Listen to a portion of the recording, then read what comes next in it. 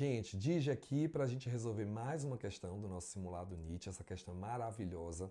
É um texto bem bacana de um estudo muito importante que foi feito e a gente vai ler o texto porque tem muitas coisas dele que a gente vai precisar. Não dá para eu só destacar o que é mais importante. A gente tem assim, ó, a imigração, miscigenação, violência, como história do Brasil, deixou marcas até o nosso DNA. Nas aulas de história, aprendemos como o Brasil foi colonizado pelos portugueses a partir do início de 1500 e como se deu a dinâmica entre indígenas, europeus, africanos nos séculos seguintes. Mas um novo estudo, que acaba de ser publicado na prestigiada revista Science, conseguiu demonstrar pistas diretamente do DNA dos brasileiros de hoje. Ao fazer o sequenciamento completo de 2,7 mil pessoas, os cientistas detectaram diversas evidências referentes a fluxos migratórios, violência e miscigenação. Um dos achados, por exemplo, revela que a participação significativamente maior de mulheres indígenas e africanas e de homens europeus na ancestralidade do que consideramos hoje o povo brasileiro.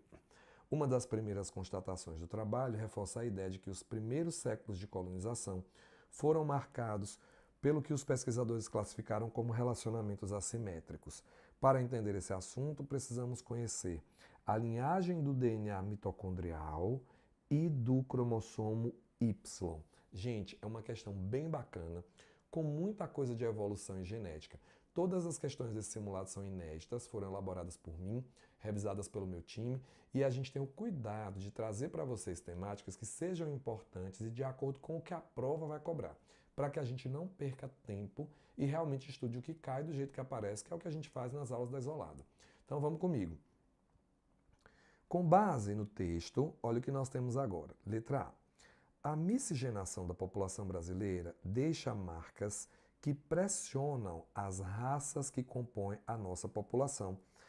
A manutenção do impedimento do fluxo gênico. Eu tenho duas coisas para destacar com vocês. Raça é uma delas, tá? E a outra é impedimento do fluxo gênico entre elas. Prestem muita atenção no que eu vou dizer a vocês. Em primeiro lugar, na nossa espécie nós não temos diferenças genéticas o suficiente para ter raças. Somos todos da mesma espécie e sem raça.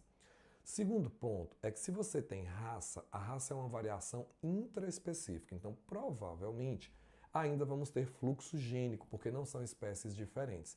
Na espécie humana, há fluxo gênico entre todas as populações, porque a gente nem tem raça, nem tem essa distância genética. Então a letra A gente não vai poder considerar como resposta, não temos raça, nem esse impedimento.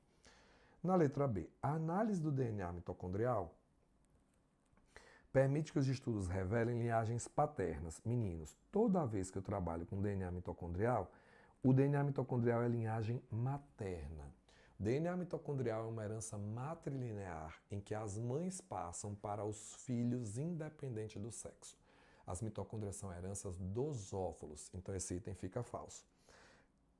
Letra C.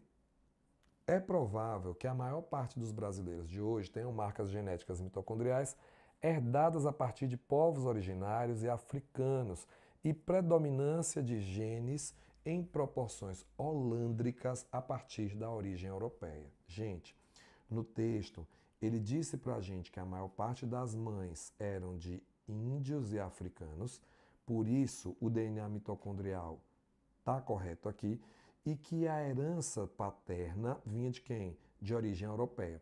Quando eu falo sobre herança holândrica, é uma herança que os pais passam para os filhos, porque está no cromossomo Y na parte heteróloga. Então essa é a melhor alternativa para a gente marcar nessa questão. Letra D.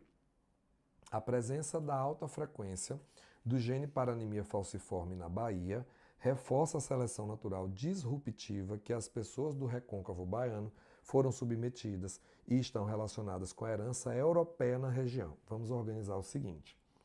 As altas incidências do gene para anemia falciforme não é herança europeia, tá? Ela é uma herança africana e não tem nenhuma relação com seleção disruptiva. Mas vamos aproveitar e lembrar o seguinte. No caso da anemia falciforme, o que é que ocorre, né? Em algumas áreas do mundo, em áreas chamadas malarígenas, o que acontece? Existem indivíduos homozigóticos, heterozigóticos e homozigóticos para anemia falciforme. Os indivíduos homozigóticos para o gene HBA só produzem hemácias normais. Os homozigóticos para a hemácia, para o gene HBS, só produzem hemácias em forma de foice. E os indivíduos com os dois genes, como é um caso de codominância, eles produzem os dois tipos de genes, ou os dois tipos de hemácias. Então, o que acontece? Em outros lugares do mundo, esse gene aqui, ele tende a diminuir de frequência. Mas em áreas malarígenas, o que acontece? Esse indivíduo morre de malária, esse morre de anemia, e a gente acaba aumentando a frequência dos indivíduos intermediários aqui e mantendo esse gene frequente na população. Isso aqui seria um caso de seleção estabilizadora, tá? Estabilizadora é a herança que a gente teria aí, tá, gente? Então, esse ponto é um ponto que a gente não pode vacilar, beleza? Então, quando a gente tem uma herança estabilizadora, a gente tem que ter esse entendimento. Então, na letra E, as análises só conseguem ser conclusivas pelo estudo das sequências das pentoses. Minha gente, pelo amor de Deus, ó, pelo amor de Deus. Quando eu vou analisar a informação, não é sequência de pentose, é sequência de bases, beleza? É sequência de bases. A informação no material genético é quando a gente trabalha com sequência de bases.